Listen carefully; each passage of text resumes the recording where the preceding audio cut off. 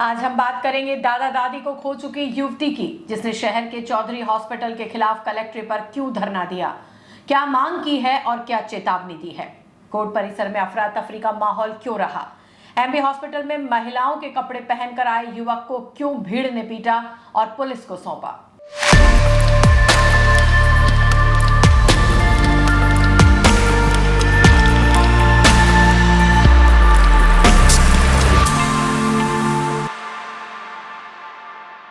शहर के चौधरी हॉस्पिटल प्रशासन के खिलाफ लापरवाही के आरोप लगाते हुए दूसरे दिन युवती कलेक्ट्रेट के बाहर धरने पर बैठी। युवती ने हॉस्पिटल बंद करवाने को लेकर जिला प्रशासन से गुहार लगाते हुए कार्रवाई नहीं होने पर भूख हड़ताल की चेतावनी दी। बाद में प्रशासनिक अधिकारियों ने समझाइश कर उचित न्याय देने का आश्वासन दिया, तब जाकर युवती धरने से उठी। जानकारी के अनुसार सेक्टर 4 निवासी यामिनी पालीवाल ने बताया कि 5 अक्टूबर को हॉस्पिटल प्रशासन की लापरवाही से उसके दादा दादी की मौत हो गई। आरोप है कि हल्की सांस लेने में दिक्कत होने पर रेफर करने को कहा, लेकिन किसी ने उनकी सहायता नहीं की। इसके अलावा RGHS योजना के इलाज होने के बावजूद पैसे की डिमांड की, साथ ही रुपए देने के लिए दबाव बनाने लगे। एम्बुलेंस आने के बावजूद भी 1.5 घंटे तक मरीज को रेफर नहीं किया गया। यामिनी ने आरोप लगाया है कि हॉस्पिटल प्रशासन ने उनको डराया और धमकाया। कलेक्ट्रेट के बाहर धरने पर यामिनी ने हॉस्पिटल को बंद नहीं करने पर भूख हड़ताल की चेतावनी दी।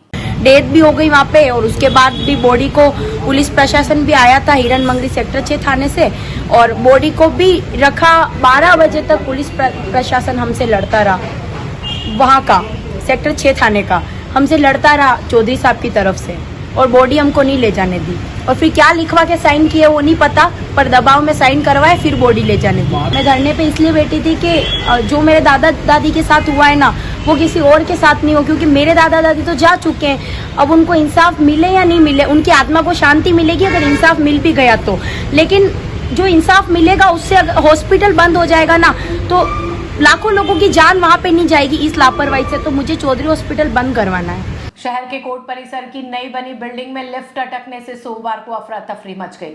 अचानक चलती हुई लिफ्ट खराब होने के कारण 20 से अधिक अधिवक्ता और बुजुर्गों की सांसें 20 मिनट तक अटकी रहीं। बाद में कड़ी मशक्कत के बाद उनको सुरक्षित बाहर निकाला गया। बताया जा रहा है कि तकनीकी खराबी के चलते लिफ्ट खराब हो गई। बाद में 20 मिनट की मशक्कत के बाद लिफ्ट को सुचारू किया गया। उदयपुर शहर के एमबी हॉस्पिटल में अजीब ही वाकया हो गया। यहां महिला के कपड़े पहनकर एक युवक मोबाइल चोरी करने घुसा कि लोगों ने उसको पकड़ लिया। भीड़ ने पिटाई कर युवक को पुलिस को सुपुर्द कर दिया। जानकारी के अनुसार एमबी हॉस्पिटल में सुबह महिला के कपड़े पहनकर आए एक युवक को भीड़ ने बच्चा चोर समझकर पकड़ लिया। लोगों ने उसकी धुनाई कर पुलिस को सौंप दिया। सूचना पर पहुंची पुलिस ने पूछताछ की तो युवक ने अपना नाम आयर निवासी गौरव बताया। युवक के कब्जे से 2 मोबाइल और महिलाओं के कपड़े मिले हैं। कहाँ से आया तू? आया कहाँ से? क्या करता है तू? पेट भर के 10 रुपए कमाता हूँ।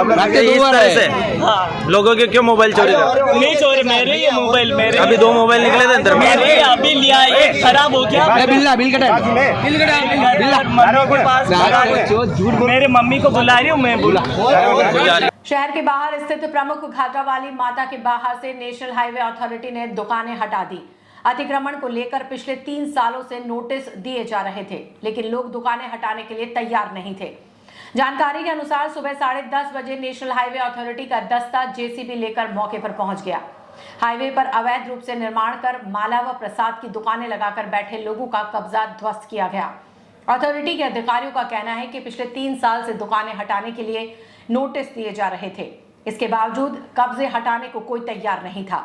दुकानों के कारण हादसे होने के आसार भी बढ़ने लगे थे। ऐसे में कार्रवाई करते हुए करीब 10 से 12 दुकानों के पक्के कब्जों को ध्वस्त कर उनको फिर से अतिक्रमण नहीं करने की हिदायत दी। इधर अतिक्रमण करने वाले दुकानदारों का कहना है कि हम फिर से यहीं बैठेंगे। एक्चुअली ये जो फ्लावर वेंडर्स थे वो काफ़ी दिनों से और काफ़ी सालों से यहाँ के अतिक्रमण किया हुआ था। हमने इनको काफ़ी हिदायत दी कि यहाँ से अपने शॉप से हटाइए और ऊपर लेके जाए, क्योंकि इधर जब शॉप से मतलब गले की मतलब भगवान के लिए जो माला खरीदने के लिए गाड़ी खड़ी रहती है, तो पीछे से कोई भी गाड़ी आके उसको टक्कर मार के दुर्घटना हो सकती है, जिसमें जान माल की जाने की खतरा है या कोई मतलब हमेशा के लिए अपाहिज होने की आशंका थी।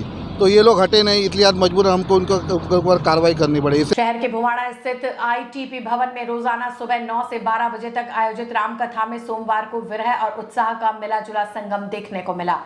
संत लोकेशानंद महाराज ने कथा को आगे बढ़ाते हुए राजा दशरथ को वैराग्य, श्री राम के राज तिलक, मंथरा द्वारा केकई को भरत के राज तिलक के लिए मनाना, केकई द्वारा भरत के राज तिलक के लिए राजा दशरथ से वर मांगना, श्री राम द्वारा वनवास की राह को चुनना जैसे प्रसंगों को सुनाया तो भक्तों की आंखें छलक गई।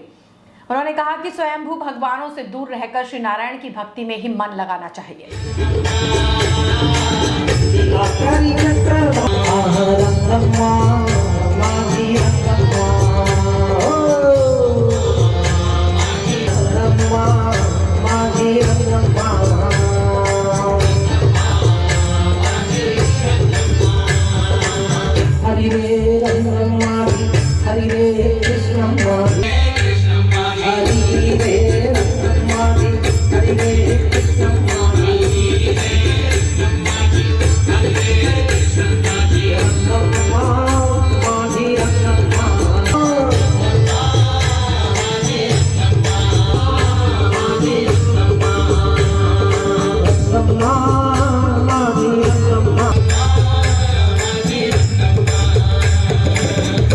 बोलिए श्री रंगनाथ भगवान की। दूसरा सुख है घर में माया। देखो मायापति किसको बोला है? भगवान को कहा है मायापति। माया तो वास्तव में सब भगवान की है। भक्त नरसिंह मेहता जी ने कहा ना, अखंड रोजी हरि ना हाथ। दोहावली में एक दोहा लिखा है, भरत के ऊपर केकई का दिमाग ले आई। वह भरत ने पकड़ी पकड़ी न दन भर वनी केकई रा बड़े बड़े भरत का थोड़ा पड़ गया। अब भरत शत्रुघ्न क्या मामा के घर से कोई बात आई, उनको बुलाया कि हम मामा के घर जाते हैं। वो मामा के घर चले गए। शहर के पुरोहितों की मादड़ी यूआईटी कॉलोनी निवासी एक महिला ने अन्य एक महिला के खिलाफ एसपी से शिकायत कर न्याय की गुहार लगाई। महिला गेंदा कुंवर ने आरोप लगाया है कि प्रेम कुमावत पत्नी अर्जुन कुमावत नाम की महिला से उसकी वीसी चलने के कारण जान पहचान थी। इसी वजह से प्रेम कुमावत ने विश्वास में लेकर मकान दिलाने का झांसा दिया और 1,20,000 रुपए विष्णु प्रजापत के नाम से ले लिए।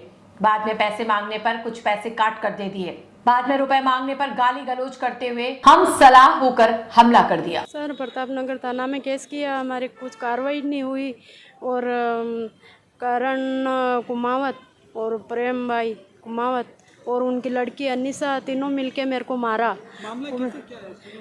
मामला मैंने पहले वो बोल रही थी प्रेम कुंवर के यहाँ, मेरे प्रेम भाई के वहाँ मेरी वीसी चल रही थी सर। तो वो बोल रही थी कि आप प्लॉट ले लो मेरे मिलने वालों से और मकान बना के देगा। तो उन्होंने वो थी बीच में लिखाई पड़ेगा रे, मैंने 1,20,000 दिए सर उनको। मैं चाहती हूँ सर 25,000 और नहीं दिए, उसके कारण मैं गई थी प्रेम के पास, प्रेम कुमावत के पास। तो वो बोल रही थी आप अकेली क्यों गई, मैं नहीं जानती हूँ, तू जाने, तेरा काम जाने, तो तेरे मेरे बाल तू क्यों गई पैसे लेने। तो सर मेरे लड़का में दोनों गए थे पैसे लेने और मेरी बेइज्जती करी सर उसने। Aravalli college of nursing Udaipur के सीएचओ क्रैश कोर्स BPCCNH करने वाले प्रशिक्षणार्थियों ने अपनी समस्याओं को लेकर सीएम व चिकित्सा मंत्री के नाम कलेक्टर को ज्ञापन सौंपा। सभी विद्यार्थियों ने बताया कि राज्य सरकार के आदेशानुसार अगर कोई रहने व खाने की सुविधाएं अगर कॉलेज करवाता है तो कॉलेज को प्रतिमाह 10,000 रुपए देने का प्रावधान है। आरोप है कि अरावली कॉलेज ऑफ नर्सिंग ने जाली दस्तावेज प्रस्तुत कर 5 माह का 50,000 रुपया ले लिया और अब कॉलेज प्रशासन पैसा देने के बजाय गुमराह कर रहा है। एक स्वास्थ्य अधिकारी जिलाध्यक्ष उदयपुर, राज्य सरकार के आदेशों के अनुसार अभी 2019 की बढ़ती सामुदायिक स्वास्थ्य अधिकारी की जो बढ़ती हुई थी उसमें निजी प्रशिक्षणार्थी ज़्यादा होने के चलते निजी कॉलेजों को इसकी मान्यता दी गई थी कि आप इसका प्रशिक्षण कराकर सामुदायिक स्वास्थ्य अधिकारियों को कोर्स करा के फ्री करें। तो राज्य सरकार के आदेश के अनुसार प्रति प्रशिक्षणार्थी 10,000 रुपये रहने और खाने के सरकार से अलॉट हुए थे, जो अगर कॉलेज प्रोवाइड कराता है तो कॉलेज को मिलेंगे और कॉलेज नहीं प्रोवाइड कराता है तो प्रति प्रशिक्षणार्थियों को देय होगा। लेकिन एक उदयपुर के निजी कॉलेज अरावली नर्सिंग कॉलेज ने ये पैसा राज्य सरकार से उठा लिया है और प्रशिक्षणार्थियों को कोई सुविधाएं नहीं दी थी, और अब अगर प्रशिक्षणार्थी पैसा मांग रहे हैं तो इनको गुमराह किया जा रहा है और पैसा नहीं दे रहे हैं। श्रीमान जी से निवेदन है कि इस मामले में संज्ञान लेकर राहत प्रदान की जाए। शोभागपुरा निवासी दंपति ने अपने पुत्र से परेशान होकर आईजी को गुहार लगाई। हनुमान मार्ग दर्शनपुरा निवासी शांतावा उनके पति रमेश चंद्र ने ज्ञापन में बताया कि उसका बेटा उनके हिस्से की एक जमीन बेचने के बाद दोनों को जान से मारने की धमकियां दे रहा है। इसको लेकर सुखेर थाने में भी शिकायत दी, लेकिन कोई सुनवाई नहीं हो रही है। साथ ही जो भूमि बेची गई उसके खरीदार को भी उनका पुत्र धमकियां दे रहा है।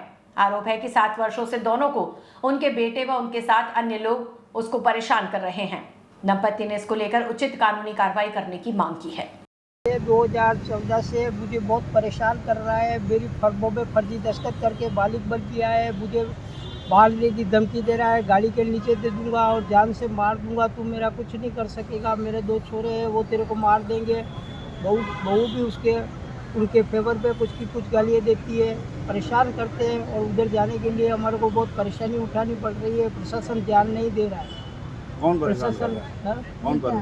बेटा, हमारा बेटा सुंदरलाल, उसके 2 लड़के ओली कुमार, विलिन कुमार और हमारी बहू सरोज देवी, ये चारों मिलकर प्लान बनाते हैं और हमको देखकर और ज़मीन पर ज़बरदस्ती कब्जा करके हमें परेशान कर रहे हैं। और हम किसी ग्राहक को बेचने जाए तो उसको मारने के लिए दौड़ते हैं, उसको धमकी देते हैं कि अंदर आया तो तेरे को जान से मार दूंगा। एक बेटा बेटी और कितने सालों से परेशान कर रहे हैं? मैं करीबन 8 साल से मकान जब बनाने दिया, जब से मुझे परेशान कर रहा है। वो वहाँ मकान नहीं बनाने दे रहा था तो भी बना लिया और मुझे परेशान कर। आज क्या किया आपने? कल मैं गया, आज एसपी साहब से मिले, उन्होंने कहा ठीक है हम फाइल देख के फिर उसको बुला के उसको इलाज करेंगे। ठीक है। आप कितने साल से कानूनी लड़ाई लड़ रहे हैं? ठीक है, 8 साल बोल